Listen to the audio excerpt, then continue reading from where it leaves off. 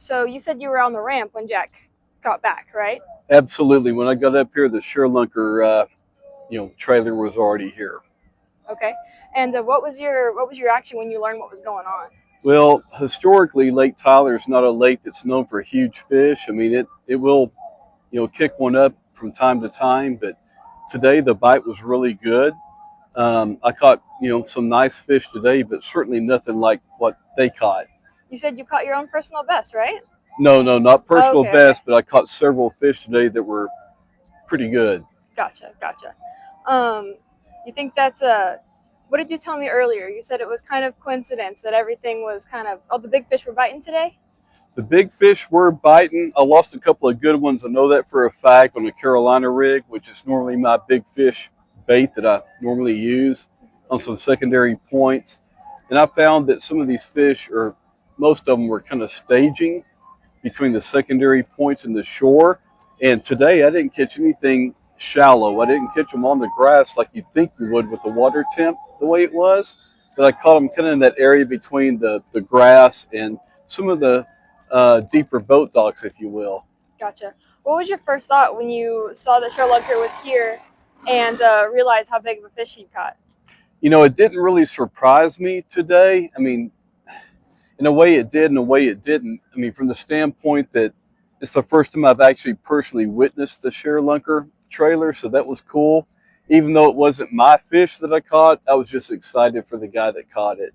Absolutely. Do you have any advice for for anglers coming out here and trying to get the one too? Are we talking about currently or moving forward? Both. Because currently I'd say the fish aren't up on the banks yet. Maybe all the way up on the 64 bridge, perhaps, but not yet. I fished a lot of areas with a lot of grass. They weren't in there yet, not like Palestine. Palestine, they're in the grass already in certain areas. Gotcha. What's it like to see the younger generations come up and catch the next big ones? I'm on the fence on that, to be honest with you, because fishing's not supposed to be easy. But I'm an old timer, right? And I fished with a lot of the legendary guides at Lake Fork over the years. But the younger guys, they understand the life scope, they understand the electronics. Hey, and kudos to them. But in my opinion, fishing is still not supposed to be that easy.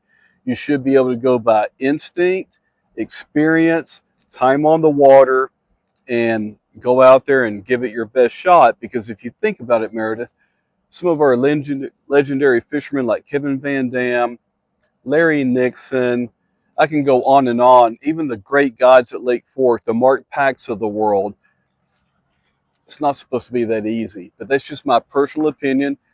I have no issues with weekend warriors or local bass club members using live scope. But I do have a problem with professional fishermen using it because if you're a pro, you shouldn't have to rely on it. My personal opinion. Gotcha.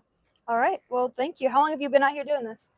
Oh gosh, let's see. My dad introduced me to bass fishing when I was 5, 6 years old on Lake of the Pines. So that's where I spent a lot of my time. I was born and raised in Garland, and we would do a lot of weekend trips to Lake of the Pines, and we fished the power plant lakes a lot back in the day in the winter, the Monticellos and the Welshes, and it was a lot of fun. All right. Well, thank you so much. Thank